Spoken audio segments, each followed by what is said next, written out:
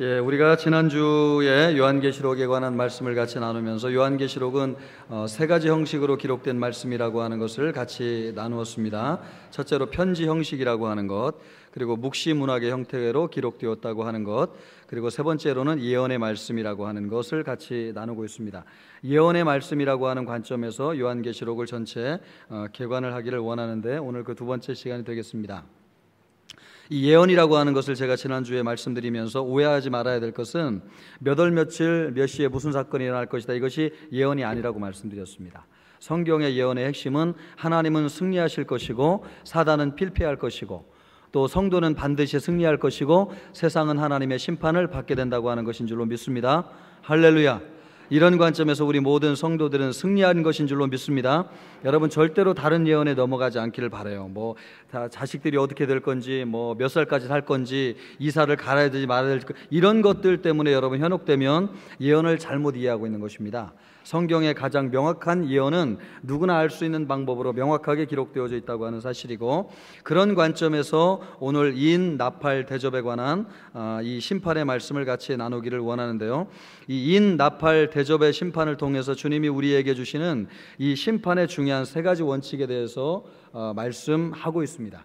이 심판이 어떻게 시작되느냐는 겁니다. 인, 나팔, 대접이 어떤 동기를 가지고 이 심판이 시작되느냐라고 하는 부분을 인나팔 대접을 통해서 우리에게 명확하게 해주고 있다고 하는 사실이에요. 심판은 어떻게 시작되느냐? 우리는 종종 그렇게 생각하지 않습니까? 이 세상의 죄악이 관영해서 죄악이 막 차고 넘쳐야지 하나님이 그 끝에서 심판을 한다고 생각을 하는 거죠. 일면 그것도 맞습니다. 그것이 틀린 이야기는 아니에요. 그러나 하나님께서 직접 심판을 결심하는 것은 바로 그것 때문에 그런 것은 아니라고 하는 겁니다.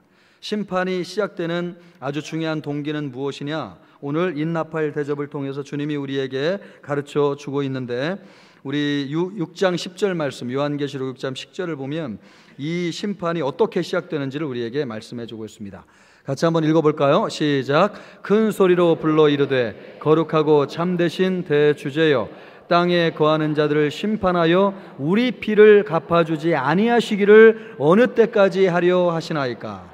여러분, 심판이 이 땅에 임하는 중요한 동기가 뭐냐? 그것은 주의 성도들이 하나님 앞에 탄원함으로 심판이 시작된다는 거예요. 세상의 죄악이 관영한다고 해가지고 하나님이 세상을 심판하는 것이 아닙니다. 본질적으로는 하나님의 심판은 성도의 탄원을 통해서 시작되어진다고 하는 것을 말씀해 주고 있습니다. 성경을 여러 군데를 살펴봐도 하나님께서 이 심판을 우리가 탄원하게 될 때에 심판을 임하게 하시는 것이지 우리의 탄원 없이 심판이 이루어지지 않는다고 하는 겁니다. 그러므로 우리가 세상을 살아가면서 이 세상에 발을 딛고 살아갈 때 하나님 앞에 꼭 기도해야 될 기도 제목 가운데 하나는 하나님, 세상의 죄악이 너무나 관영했습니다. 하나님, 이 나라 이 민족을 정결하게 하시고 하나님 이 죄악에 대해서 눈 감지 마시고 하나님의 심판을 임하게 하옵소서. 우리는 종종 이런 기도를 해야 될 필요성이 있다고 하는 것을 성경이 말씀해 주고 있습니다. 그런데 우리는 세상에 살면서 죄에 대한 분별력이 너무나 없이 인생을 사는 거죠. 그러니까 하나님께서 그분의 정의를 실현할 수 있도록, 하나님께서 공의를 이 땅에 베풀어서 구원받을 자를 구원하시고 또 마땅히 심판해야 될 것을 심판하실 수 있도록 하나님의 역사하심을 구해야 된다고 하는 것입니다. 왜요? 오늘도 요한계시록의 현장을 보니까 하늘에서 주의 성도들이 어느 때까지 우리의 고통받는 것을 하나님께서 침묵하시겠습니까? 이렇게 간절히 기도할 때에 하나님이 움직이셨다고 하는 것입니다. 하나님의 움직임은 성도의 기도에 있고 성도의 탄원에 있다고 하는 겁니다. 그러므로 성도가 죄악에 대해서 침묵하면 안 된다고 하는 것을 명백하게 보여주고 있다고 하는 것이죠. 특별히 이와 같은 흐름은 요한계시록에만 있는 것이 아니고 출애굽기에서도 우리가 너무나 잘 볼 수 있습니다. 여러분, 출애굽기 2장 23절로 25절을 말씀을 보면 이때도 하나님께서 이집트를 어떻게 심판하시고 이스라엘 백성들을 구원하셨느냐, 하나님이 움직이신 동기가 무엇인지를 명확하게 말씀하고 있는데요. 23절을 제가 읽겠습니다. 24절 여러분 읽어주십시오. 여러 해 후에 애굽 왕은 죽었고 이스라엘 자손은 고된 노동으로 말미암아 탄식하며 부르짖으니 그 고된 노동으로 말미암아 부르짖는 소리가 하나님께 상달된지라. 24절.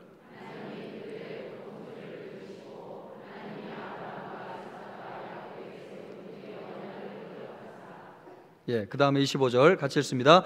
하나님이 이스라엘 자손을 돌보셨고 하나님이 그들을 기억하셨더라.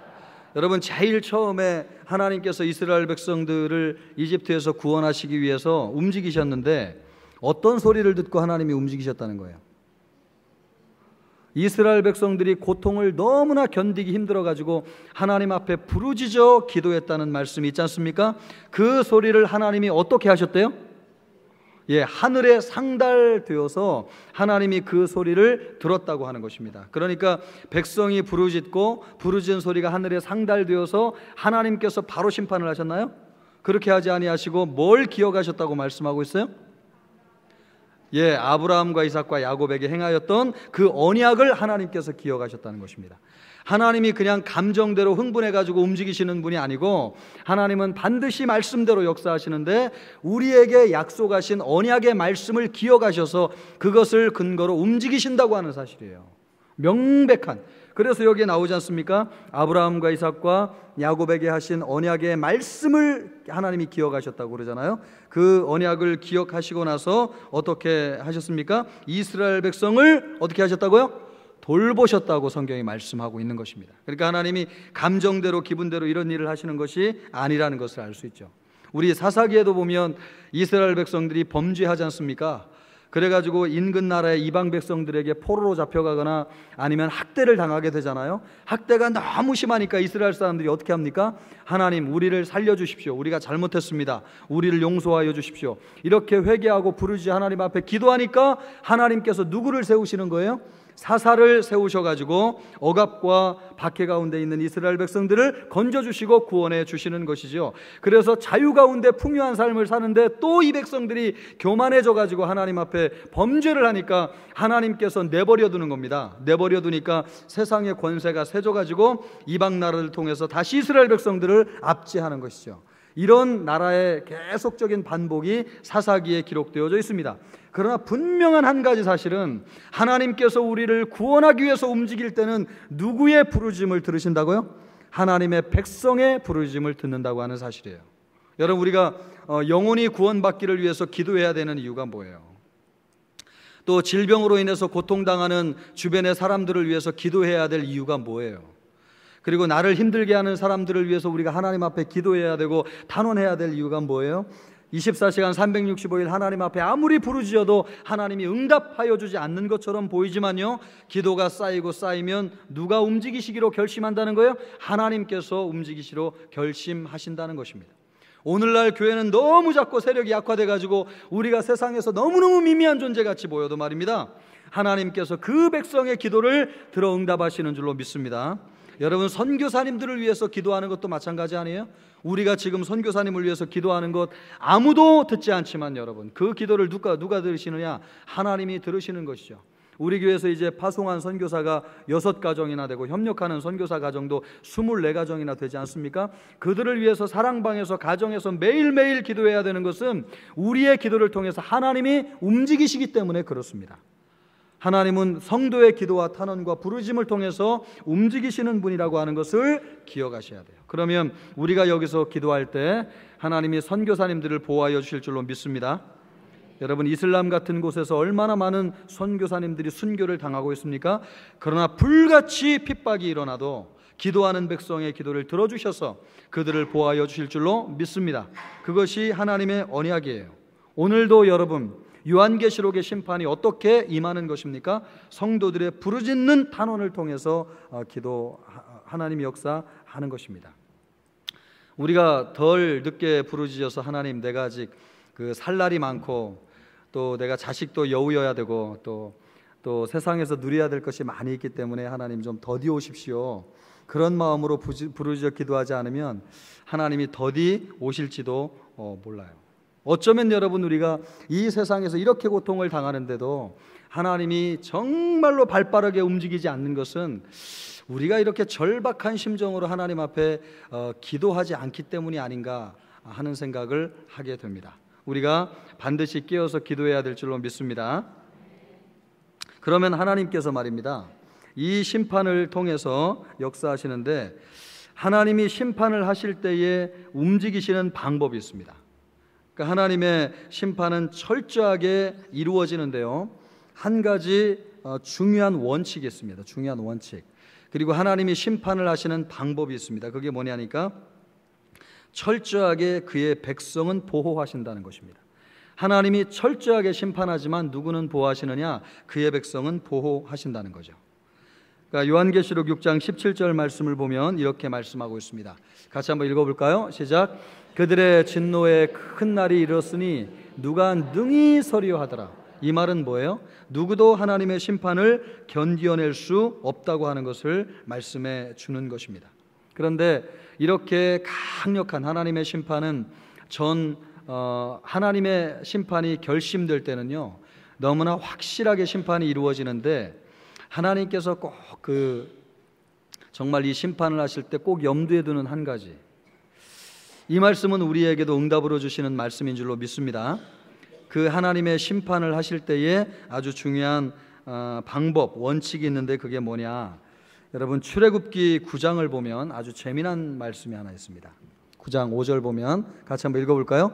여호와께서 기한을 정하여 이르시되 여호와가 내일 이 땅에서 이 일을 행하리라 하시더니, 6절 같이요.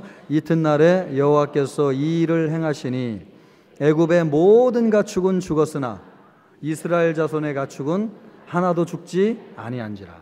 참 신기하죠. 이 10가지 재앙 가운데서 이게 가축을 죽이는 심판이잖아요. 그리고 이가 전역을 뒤덮는 심판도 있어요. 우박이 떨어지는 심판도 있어요. 그리고 막 종기가 나는 심판도 있고 어두움이 많은 심판도 있잖아요. 장자가 죽는 심판도 있습니다. 그런데 그 심판은 누구에게만 임한 거예요? 애굽 백성에게는요, 단 한 사람도 예외 없이 모든 사람에게 임했어요. 그런데 오늘 이 말씀을 보면 누구에게는 이 심판이 임하지 않았다고요? 이스라엘 백성에게는 심판이 임하지 않았어요. 그것을 보면요, 하나님의 심판은 전 우주적인 심판임에도 불구하고 결코 누구를 잊지 않느냐? 한 사람을 잊지 않아요. 한 사람. 그 한 사람이 누구예요? 따라해보세요. 나입니다. 여러분 자신이에요. 여러분.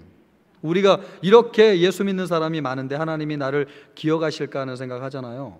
그런데 하나님이 그 심판의 와중에, 불이 임하는 와중에, 여러분 소돔과 뭐예요? 고모라. 여러분을 깨우시는 기술이라고 생각하시고요, 목사님이 저것도 모르나 뭐 그렇게 생각하지 마세요. 소돔과 고모라의 심판도 마찬가지 아니에요? 유황불이 여러분 하늘에서 떨어지는데 살아남는 사람이 없잖아요. 그러나 하나님이 선택한 사람은 반드시 살아나요. 그래서 은혜로 롯의 아내도 구원을 받았는데 돌아오다가 뒤돌아봐가지고 소금 기둥으로 변하게 되지 않습니까? 그러니까 이것을 보면 말입니다, 사람의 힘으로 이 구원을 얻을 수 있는 것이 아니고 하나님의 백성만 구원을 받을 수 있다고 하는 것을 알 수 있어요. 하나님은요, 절대로 구원받는 백성 한 사람을 잊지. 그래서 하나님이 우리의 탄원을 통해서 심판으로 역사하시지만 하나님이 더디게 심판을 하시고요, 가능하면 모든 사람이 구원받기를 원하시는 마음으로 심판을 더디게 진행하신다고 하는 것을 알 수 있다고 하는 거예요. 믿음의 성도들을 하나님이 보호하시기를 원하시는 것입니다. 우리가 그것을 어디에서 한 번 더 확인할 수 있느냐면요, 요한계시록 7장 3절 4절을 보면 이 하나님의 마음을 잘 알 수 있어요. 이 말씀이 너무나 오해를 많이 낳기 때문에 너무 이 말씀을 읽으면 그냥 숫자 14만 4천만 기억하시는데, 여러분 이 말씀이 왜 기록되었는지 한번 3절을 뚜렷하게 한번 의미를 새기면서 한번 읽어보세요. 같이 한번 읽어볼까요? 시작. 이르되 우리가 우리 하나님의 종들의 이마에 인치기까지 땅이나 바다나 나무들을 해하지 말라 하더라. 이 말씀을 잠깐 보여주십시오. 여러분, 어느 때까지 심판을 행하지 않으셨다는 거예요? 우리가 우리 하나님의 종들이 누굽니까? 구원받은 하나님의 백성들이죠. 그 하나님의 백성들의 이마에 인치기까지, 성령으로 여러분 인치기까지, 아직 구원받아야 할 백성들이 구원받을 때까지. 아마 제가 볼 때는 출애굽할 당시에 장자들을 하나님이 치셨는데 문설주에 양의 피를 바른 집안에는 다 구원을 얻지 않았습니까? 그런데 하나님께서 언제든지 그렇게 갈 수 있었지만 가능하면 늦게 새벽 미명에 그렇게 역사하셨던 것은 아직 문설주에 피를 바르지 아니한 마지막 한 가정까지 하나님께서 기다리느라고 그 심판의 추를 늦추신 것인 줄로 믿습니다. 그것이 하나님의 마음이에요, 여러분. 하나님의 마음. 그러므로 심판은 하나님이 백성을 죽이기 위해서 행하는 것이 아니라는 것을 알 수 있어요. 하나님의 백성을 구원하기 위해서 심판하는 것이지, 하나님이 사람들을 죽이기 위해서, 하나님이 막 복수하기 위해서, 그분이 막 속을 시원하게 하기 위해서 하나님이 심판을 행하는 것이 아니라는 걸 알 수 있어요. 근데 우린 이거 오해하는 거죠. 요한계시록은 너무너무 두렵게 생각하는 것은 하나님이 막 제가 그래서 요한계시록 서두에 볼 때 첫 시간에 얘기했잖아요. 많은 사람이 요한계시록을 오해하는 이유가 뭐예요? 마치 하나님이 복수하는 장면처럼 이 성경을 이해하는데 오해라는 거죠. 하나님이 구원받은 백성 한 사람이 그 이마에 성령으로 인치기까지 하나님께서 심판을 허락하지 아니하신다는 것입니다. 그것이 하나님의 마음이에요. 그래서 마지막까지 최후의 한 사람까지 구원함으로 구원받은 숫자가 얼마나 되느냐라고 하는 것을 기록하고 있는데, 7장 4절 말씀을 보시면 이렇게 기록되어 있습니다. 같이 읽을까요? 시작. 내가 인침을 받은 자의 수를 들으니 이스라엘 자손의 각 지파 중에서 인침을 받은 자의 수가 14만 4천이니라. 제가 이거 얘기했지 않습니까? 12 곱하기 12라고 얘기했죠, 그죠? 그래서 14만 4천이라고 그랬는데, 이 수는요, 구원받을 사람이 다 구원받았다는 뜻입니다. 그러니까 14만 4천이 구원받아야 될 수가 아니고요, 구원받아야 될 이 14만 4천을 상징적으로 해석해야 될 이유는 뭐 때문이라고 그랬어요? 요한계시록은 무슨 형식으로 기록되었다고 그랬습니까? 묵시문학의 형식으로 기록되었기 때문에 요한계시록에 등장하는 모든 숫자와 이미지와 상징과 그림들은 전부 다 상징적인 거예요. 그것을 고지곳대로 그렇게 꿰맞춰서 억지로 풀면은 이단이 되는 것이고 잘못 함정에 빠지게 되는 겁니다. 그래서 여기에서 14만 4천이라고 하는 것은 하나님이 기다리고 기다려서 구원받아야 될 최후의 한 사람까지 구원한 완전한 숫자가 14만 4천이라고 하는 것입니다. 우리가 생각하면 여러분, 이 14만 4천이 굉장히 적은 수가라고 생각할 수 있잖아요. 우리나라도 뭐 800명이 넘는 기독교인들이 있는데, 아니 14만 4천이면 너무 적은 수가 아닙니까? 이렇게 생각할 수 있습니다. 그런데 여러분, 로마 시대 당시에 아우구스투스 황제가 전 세계 로마를 통치할 때에 전 세계 인구가 몇 명이 있는지 아세요? 전 세계 인구가 많이 잡아서 3억입니다. 그러니까 중국 나라 민족 숫자보다도 안 되는 거죠. 그러니까 그 당시에 로마 당시에 세계 인구가 3억이고 지금 우리가 살고 있는 시대 인구가 얼마예요? 65억 가까이 되고 있으니까요, 20분의 1도 안 살았어요. 그러니까 수 개념이 발전하지 않던 시대이기 때문에 14만, 만이라고 하는 단어 자체가 어마어마한 크게 수예요, 사람들에게 있어서. 14만 4천이라는 것은 만져보지도 못한 수인 거죠. 그러니까 오늘날로 비율에 따진다고 한다면 인구가 20분의 1이라잖아요. 그러니까 그 당시에 천은요, 오늘날 얼마나 될까요? 20배를 하면?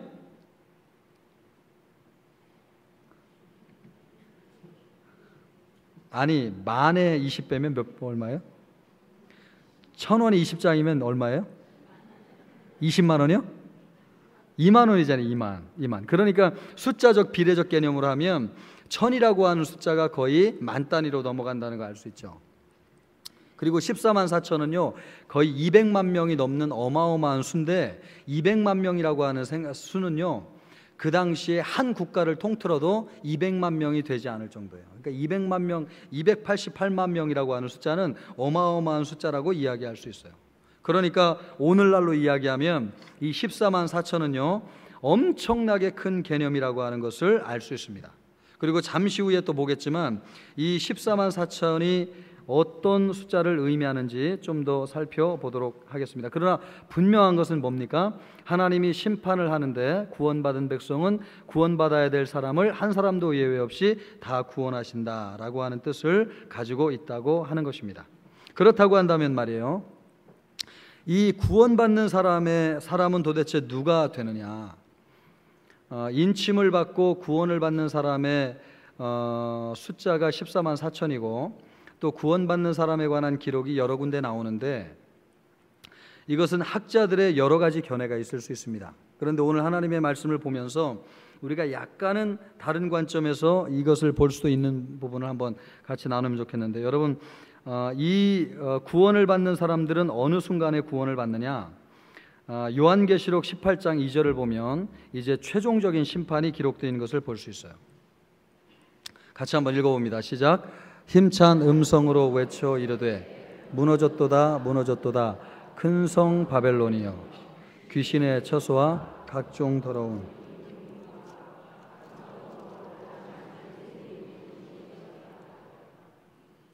예, 18장 2절 말씀이죠. 여러분, 이 말씀이 어디에 기록된 말씀을 인용한 말씀인지 아시겠습니까? 우리 요즘 지금 새벽 기도 때 이사야 말씀 같이 나누고 있잖아요. 이사야가 예언한 말씀을 그대로 가져다가 인용한 말씀이 되겠습니다. 이것이 바벨론의 멸망을 예언한 이사야 선지자의 말씀인데, 이 무너졌다고 하면서 무너진 것이 뭐냐? 큰 성 바벨론이 무너졌다고 이야기하고 있는 것입니다. 그러니까 지금 우리가 이 순간 구원받은 백성은 지금까지 구원받은 백성들도 있지만 이 큰 성 바벨론이 무너지는 시점에 구원받은 백성들에 관한 이야기가 기록되기도 했다는 거예요. 그러니까 이 큰 성 바벨론이 무너질 때에 일부는 대다수의 사람이겠죠, 그죠? 대다수의 사람은 하나님의 심판을 받는 것이고, 그 중에 예수님을 믿는 하나님의 백성들은 어떻게 되는 거예요?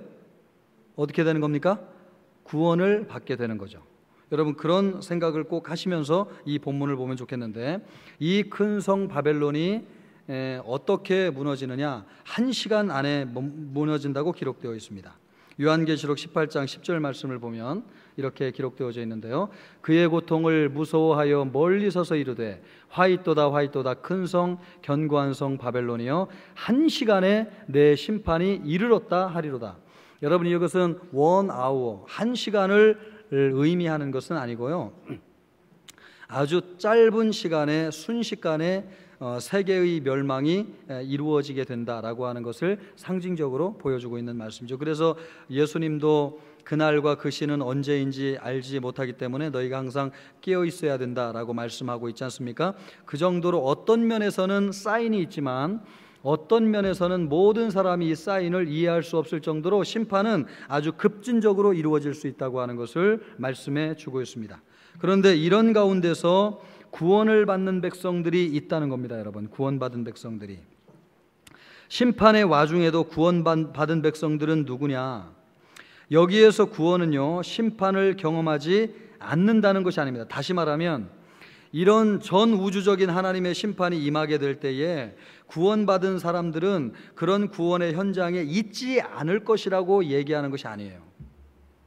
큰 성 바벨론이 멸망할 때에, 무너질 때에 그 안에는 믿지 않는 백성도 있지만 믿는 하나님의 백성들도 같이 있습니다. 그런데 어떤 과정을 통해서 구원이 이루어지느냐? 우리가 잘 아는 말씀 있잖아요. 마태복음 24장 한번 보시면 24장 40절 42절 말씀을 보면 여러분 한 절씩 교독합니다. 그때에 두 사람이 밭에 있음에, 그죠? 두 사람이 밭에 있음에 한 사람은 데려가고 한 사람은 버려둠을 당할 것이요. 잠깐만요. 이 말씀 40절을 보여주십시오. 그러면 여러분, 구원받는 사람은 데려감을 당하는 사람입니까? 버려둠을 당하는 사람입니까? 확실해요? 네. 그렇게 믿도록 하겠습니다. 저도. 예, 그 다음 구절 한번 읽어보시죠. 시작. 그때에 두 여자가 맷돌질을 하고 있음에 한 사람은 데려가고 한 사람은 버려둠을 당할 것이니라. 이와 같은 방식으로, 그러니까 전 우주적으로 예수께서 오심으로 종말이 이 땅에 임하는데, 믿는 사람은, 제가 이 말씀을 왜 드리냐면요, 우리는 다 데려감을 당하는 것이 구원을 받는다고 알고 있어요. 그죠? 저도 그렇게 믿어요. 근데 이제 일부 학자들은 다른 견해를 가지고 해석하는 분들도 있어요. 핵심은 뭐냐니까, 구원받을 사람과 믿지 않는 사람은 분리될 뿐만 아니라 구원받을 사람은 한 사람도 놓치지 아니하고 주님이 구원한다는 내용, 이 말씀의 핵심으로 이해돼요. 내가 남을 것이냐 저 사람이 갈 것이냐, 이런 관점으로 보면 안 돼요. 그래서 우리가 이 말씀 배울 때 늘 생각하잖아요. 나는 올라갈 것인데 저 옆에 있는 저 사람, 남는 사람 어떡하지? 이제 이런 생각을 하는데, 그런 관점으로 보면 안 된다는 겁니다. 왜 그러냐면 이 말씀을 해석하는 분들 가운데서는 하나님께서 새 하늘과 새 땅이 이 땅에 내려온다고 말씀하셨기 때문에 새하늘과 새 땅이 우리가 생각하는 이 우주가 완전히 폐기되고 또 다른 어디에 이제 천국이 완성돼서 거기서 사는 것만을 이야기하는 것이 아니고, 새하늘과 새 땅이 이곳에 내려오기 때문에 여기가 완전히 새로워지는 천국, 지상천국이 이루어지게 될 것이다 라고 보는 학자들도 있다고 하는 것입니다. 제가 여러분에게 이 말씀을 드리는 것은 본질을 붙잡아야지 가지에 너무 붙들려 가지고 본질을 잊어버리면 안 된다고 하는 것을 이야기하고 있는 겁니다. 그러나 분명한 것은 우리가 익히 알고 있는 것처럼 주님께서 오시면 데려감을 당하는 사람이 있고 버려두는 사람이 있다고 하는 겁니다. 이것이 왜 중요하냐면 심판이 임하게 될 때에 믿는 사람도 심판의 현장에 있을 수 있다는 것을 이야기하는 겁니다. 마치 이런 거죠. 제가 언제 한번 말씀드렸는데, 전쟁터에 막 포성이 떨어지지 않습니까? 포탄이 떨어지면 수많은 사람이 죽잖아요. 그런데 그 중에 살아나는 사람이 있어요. 영적으로 본다고 한다면 죽는 많은 사람 가운데서도 하나님이 살리는 사람이 있다는 거죠. 하나님이 영적으로 본다면 구원받은 하나님의 백성들은 포탄이 떨어지는 와중에도 그런 사람들을 놓치지 않는다고 하는 것을 말씀해 주고 있는 것입니다.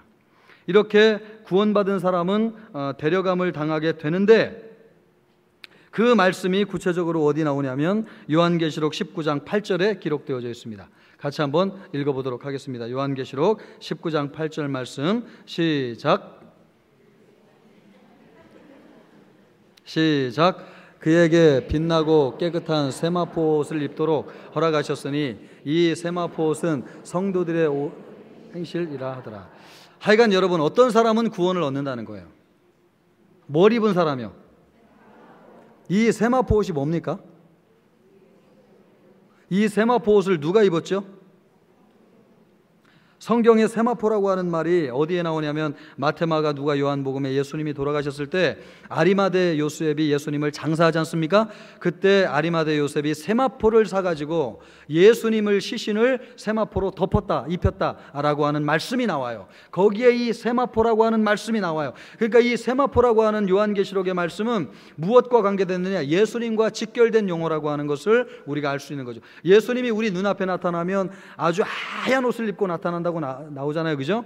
빨래하는 이가 그렇게 희귀할 수 없을 정도로 너무너무 깨끗한 옷을 입고 나타나는데, 바로 그것이 세마포라고 하는 겁니다. 우리식으로 얘기하면 수의라고 이야기할 수 있어요. 수의. 그런데 이 세마포에 관한 기록을 우리가 마가복음 15장 46절에 한번 보자고요. 같이 한번 읽어봅니다. 시작. 요셉이 세마포를 사서 예수를 내려다가 그것으로 싸서 바위 속에 판 무덤에 넣어두고 돌을 굴려 무덤 문에 놓음에. 여러분, 성경을 자세히 보면 부활하신 예수님께서 이 요한과 베드로가 갔더니 예수님이 계셨었는데 흔적이 뭐만 남았다고 나와요? 뭐만 남았다고 나와요? 세마포 가운데서 특별히 뭐가 남았어요? 얼굴을, 머리와 얼굴을 감싼 그 세마포만 개켜져 가지고 거기 있었다고 나오는 거죠. 그러니까 여기에서 지금 이 세마포는 예수님이 입고 계신 옷이고 예수님의 수의를 이야기하는 겁니다. 그런데 이 예수님의 세마포를 누가 입는다는 거예요? 지금 우리 요한계시록 19장 8절에 읽었잖아요. 다시 한번 보여주십시오. 19장 8절, 요한계시록 19장 8절. 자, 한 번 더 읽습니다. 시작. 그에게 빛나고 깨끗한 세마포 옷을 입도록 허락하셨으니 이 세마포 옷은 성도들의 옳은 행실이로다 하더라. 세마포 옷을 입는 거죠, 성도들이. 그런데 성경적인 해석을 본다면 이 세마포 옷은 옳은 행실로 표현하고 있다고 하는 겁니다. 그러니까 세마포 옷을 성도들이 입었다고 하는 것은 우리가 누구와 연합해서 하나가 됐다는 걸 얘기해요. 그렇습니다, 여러분. 예수님과 연합하여서 하나가 된 주의 백성들은 구원을 얻는다는 겁니다. 그래서 로마서 6장 4절에도 이렇게 기록되어져 있는 거예요. 로마서 6장 4절 같이 읽어볼까요? 시작. 그러므로 우리가 그의 죽으심과 합하여 세례를 받음으로 그와 함께 장사되었나니, 장사되었잖아요 지금, 그죠? 그리고 이는 아버지의 영광으로 말미암아 그리스도를 죽은 자 가운데서 살리심과 같이 우리로 또한 새 생 가운데서 행하게 하려 함이라. 여러분, 우리는 세마포를 입었어요, 안 입었어요? 입었어요. 세마포는 누가 입는 거예요? 예수님이 입지만 죽은 사람이 입는 수의를 이야기하는 거죠. 우리는 수의를 입은 사람이 아니에요? 입었어요, 안 입었어요? 아직 입지 않았다고 생각하니까 이게 내 힘으로 사는 겁니다. 성도들이. 우리는 이미 죽은 사람이에요, 아니에요? 예, 아까 찬송가 그 찬송 뭐였죠, 우리? 예? 주 예수보다도 너무 웅성거리셔가지고 잘 안 들리는데요. 찬송가 88장에 보니까 영 죽을 내 대신 예전에 이렇게 돼 있지 않았어요, 그죠? 그죠? 근데 오늘 찬송가 하면서 제가 자세히 보니까 뭐라고 나와요? 영 죽은, 우리 한번 찾아보시죠. 찬송가 88장 한번 보세요. 88장 아닙니까? 예, 94장. 94장. 이것도 제가 적응해 가는 과정이에요. 예전 찬송가는 88장인데 94장. 예. 그렇죠. 여러분 1절 가사가 그렇게 돼 있잖아요. 주 예수보다도 귀한 것은 없네. 이 세상 부귀와 바꿀 수 없네. 영 어떻게 해요? 죽은 내 대신. 그러니까 이게 참 놀라운 고백이고, 이 부분을 번역을 참 잘했구나 그런 생각 들어요. 예전에는 제가 알기로 영 죽을 내 대신 이렇게 되지 않았습니까? 그죠? 영주, 제 노래를 들을 필요는 없고요. 영 죽을 내 대신 돌아가신, 예, 그러니까 영 죽은, 이것이 표현이 맞다는. 왜냐하면 우리는 예수님과 더불어서 죽은 존재이기 때문에 그렇습니다. 영 죽은 존재라고 하는 거죠. 왜 그렇습니까? 예수님과 더불어서 새 생명 가운데 살기 위해서 우리가 죽었다고 하는 겁니다. 그러므로 이 세마포 옷은 본질적으로 무엇을 의미하느냐? 우리가 예수님과 연합되었다고 하는 것을 의미하는 것인 줄로 믿습니다. 그래서 나는 죽고 내 안에 예수님이 살아있는 존재인 줄로 믿습니다. 내가 그리스도와 함께 십자가에 못 박혔나니 그런즉 이제는 내가 사는 것이 아니요 내 안에 그리스도께서 사시는 것이라. 이제 내가 육체 가운데 사는 것은 나를 사랑하사 나를 위하여 자기 자신을 버리신 하나님의 아들을 믿는 믿음 안에 사는 것이라. 예수님을 믿는 믿음 안에 사는 것인 줄로 믿습니다. 우리는 다 죽었어요. 옆 사람에게 그렇게 얘기하세요. 당신 죽었습니다. 한 번 더 하겠습니다. 나도 죽었습니다. 한 번 더 하겠습니다. 그러므로 우리는 다 죽었습니다. 한 번 더 하겠습니다. 그러므로 우리 안에 예수님만 살아계십니다. 여러분 너무 좋지 않겠어요? 이렇게 되기를 주님의 이름으로 축원합니다. 우리 교회 그렇게 되어야 될 줄로 믿습니다. 내가 살아있지 않기를 바라고요. 내 마음대로 내 힘대로 의지대로 행하지 아니하기를 바라고요. 우리는 철저히 완전하게 죽고 내 안에 오직 예수 그리스도만 사셔서 우리 교회 공동체 안에 온전히 예수님만 충만하게 역사하는 그런 교회가 되기를 정말 진심으로 간절히 주님의 이름으로 축복합니다. 여러분 이것을 꼭 잊지 않기를 바라겠습니다. 이렇게 이제 사람이 다 준비가 되잖아요. 그러면 드디어 하나님의 나라가 이 땅에 임하게 되는데, 우리가 고대하는 것처럼 새하늘과 새 땅이 이렇게 딱 이루어지는 겁니다. 인나팔 대접 심판이 다 이루어져서 하나님의 예언이 다 이루어지면 이제 정말 놀라운 역사가 일어나게 되는데, 새하늘 새 땅이 이 땅에 임하게 되는 거죠. 21장 1절에 그렇게 말씀하고 있습니다. 같이 한번 읽어볼까요? 시작. 또 내가 새 하늘과 새 땅을 보니 처음 하늘과 처음 땅이 없어졌고, 다시 보면은 내가 새 하늘과 새 땅을 보니 처음 하늘과 처음 땅이 없어졌고 바다도 있지 않더라. 그리고 다른 본문에서는 새 하늘과 새 땅이 이렇게 내려오고 임한다고 하는 표현을 기록하고 있습니다. 새 하늘과 새 땅이 임하게 되는 거죠. 이 새 하늘과 새 땅을 상속받는 사람이 누구냐라고 하는 것을요, 이 요한계시록이 꼭 이 요한계시록을 받는 성도들에게 알려주기를 원했어요. 그것이 어디 나오냐면 요한계시록 21장 7절에 나오고 있습니다. 7절 같이 한번 읽어볼까요? 시작. 이기는 자는 이것들을 상속으로 받으리라. 나는 그의 하나님이 되고 그는 내 아들이 되리라. 여러분 이기는 자가 우리 요한계시록 서두할 때 7교회 할 때 누구라고 그랬어요? 교회? 성도라고 그랬잖아요.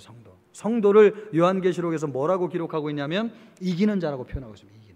세상에서 수많은 핍박과 환난이 있지만 이것을 믿음으로 이기는 자는 예수님께서 놀라운 것을 주신다고, 영생을 주신다고 말씀하셨는데, 오늘 지금 요한계시록 21장을 마무리하면서 한 번 더 요한계시록이 편지를 받는 7교회 성도들에게 분명하게 주기를 원하는 것은 이 새하늘과 새 땅이 누구 것인 줄 아느냐, 누가 이것을 상속받는지 아느냐. 제가 두루마리 얘기했지 않습니까? 두루마리 인을 떼니까 거기에 이 하나님의 나라를 상속받는 사람들의 이름이 열거되고 나열되어 있을 거라고 얘기했잖아요. 그 이름이 적힌 사람, 그 사람에게 하나님께서 새하늘과 새 땅을 주시는데, 그 사람들은 누구냐? 이기는 자라는 겁니다. 이기는 자.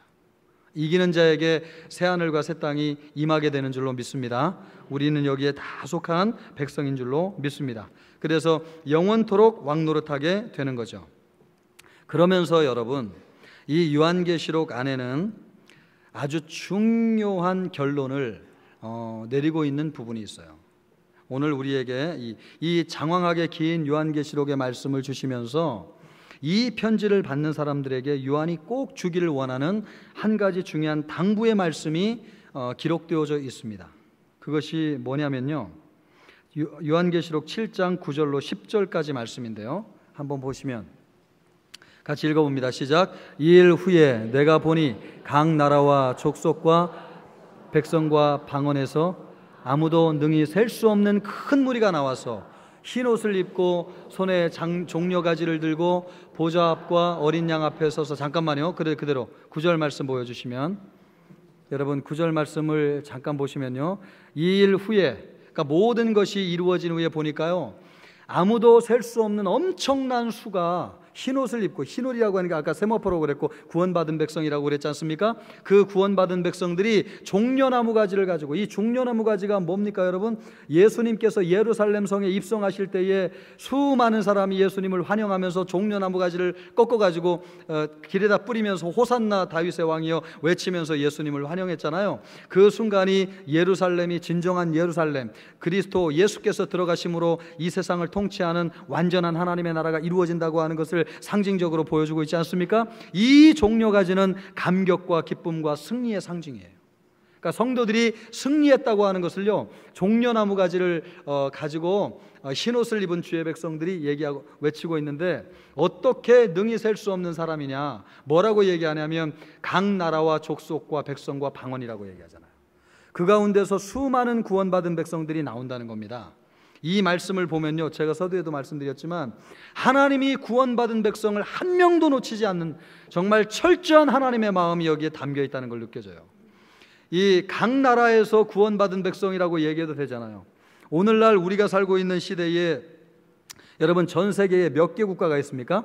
180개국이 있습니다. 그러면 전 세계 국가에서 구원받은 백성이라고 이야기해도 되는데, 굳이 하나님께서 이렇게 이야기하고 있는 이유는 구원받은 백성을 놓치지 않는다는 뜻이에요. 왜요?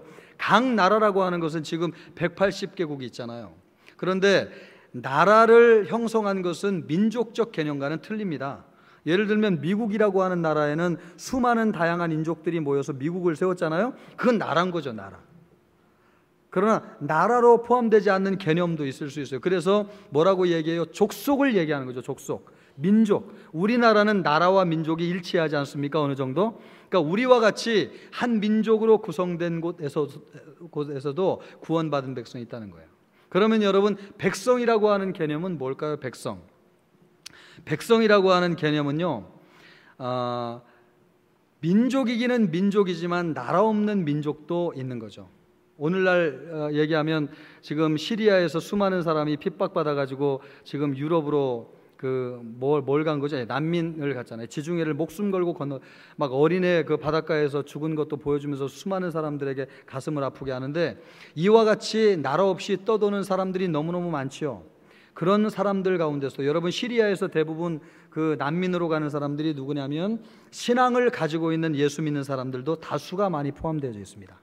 그런데 이 사람들 수가 너무나 많다 보니까 이 유럽과 같이 선진화된 독일이나 프랑스 이런 나라들도 더 이상 난민을 받아들이려고 안 하는 거예요. 동구권에서는 아예 그냥 철장을 만들어 가지고 받아들이지 않는 것입니다. 그러니까 나라도 없고 갈 데도 없는 사람들도 있어요. 그러나 그 사람들, 소외된 잊혀진 수많은 사람들 가운데서도, 나라 없는 백성들 가운데서도, 민족이 돌보지 않는 사람들조차도 그 가운데 예수님을 신실하게 믿는 사람은 하나님께서 잊지 아니하고 구원해 주시는 줄로 믿습니다. 여러분, 방언은 더 놀랍습니다. 같은 민족도요, 다른 말을 쓰고 있는 사람들이 얼마나 많은지 말이에요. 이 전 세계에 언어가 여러분 몇 가지 종류가 있는지 아십니까? 뭐 묻지 않겠습니다. 그냥 제가 얘기하겠습니다. 언어가요, 지금 현재 확인된 것만 7,424개 언어가 있어요. 어마어마하죠, 그죠?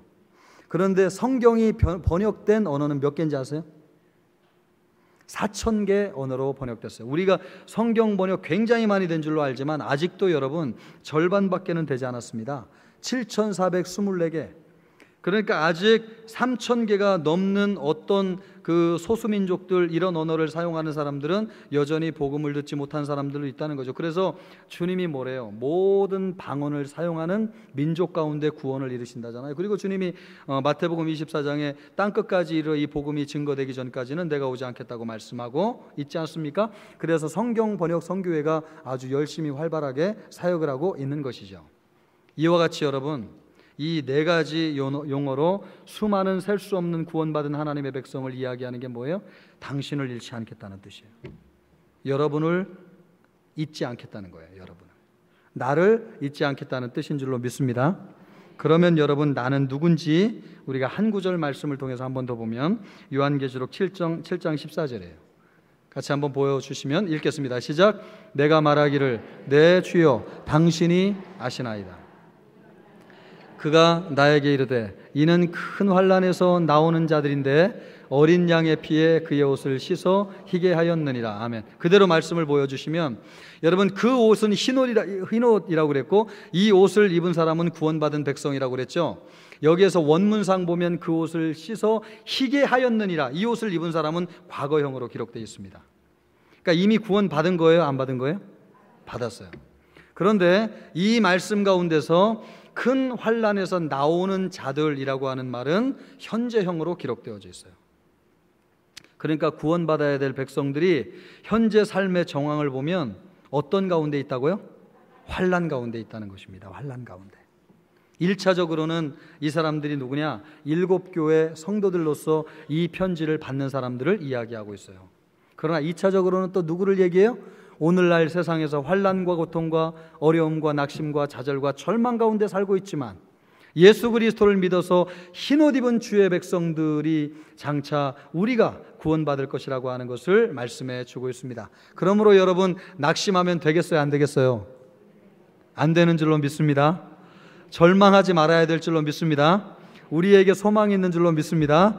해와 같이 밝은 얼굴로 승리해야 될 줄로 믿습니다. 자, 오늘 결론은 웃음으로 짓도록 하겠습니다. 우리 옆 사람을 향해서 해와 같이 밝은 얼굴로 웃어주시면 여러분이야말로 흰옷 입은 백성인 줄로 알겠습니다. 안 웃으실 거예요, 이정미 집사님. 그 뒤쪽에 계신 장로님들 보고 활짝 한번 웃어보세요 좀. 그러므로 여러분, 절망 가운데 살면 안 될 줄로 믿습니다.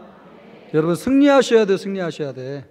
우리가 좀 없다고 해서, 가진 것이 없다고 해가지고 내가 내세울 게 없다고 해서, 자식들의 문제가 내 뜻대로 풀리지 않는다고 해서, 남편이 때로는 어려움을 당한다고 해서 여러분 좌절하고 낙심할 것이 아니고, 주님이 우리에게 입혀주신 이 흰옷을 바라보면서 말이에요, 우리는 흰옷 입은 백성이므로 마침내 승리한다고 하는 것을 확신함으로 우리 모두 승리해야 될 줄로 믿습니다. 이 시간 우리 기도합시다. 기도할 때 주님, 이 우리의 정체성을 확인하게 하여 주옵소서. 요한계시록 우리를 위해서 주셨는데 하나님께서 인침을 당해야 될 한 사람까지 놓치지 아니하고 구원할 때까지는 절대로 주님이 심판하지 않는다고 말씀하셨습니다. 주님, 구원받아야 될 백성들이 다 돌아오게 하시고 하나님의 백성 되게 하시고 이 자리에 있는 우리가 주님의 믿음의 확신을 가지고 승리할 수 있도록 은혜를 베풀어 주옵소서. 한번 간절한 마음으로 기도하겠습니다. 기도합니다. 하나님 아버지, 시간 주님이 함께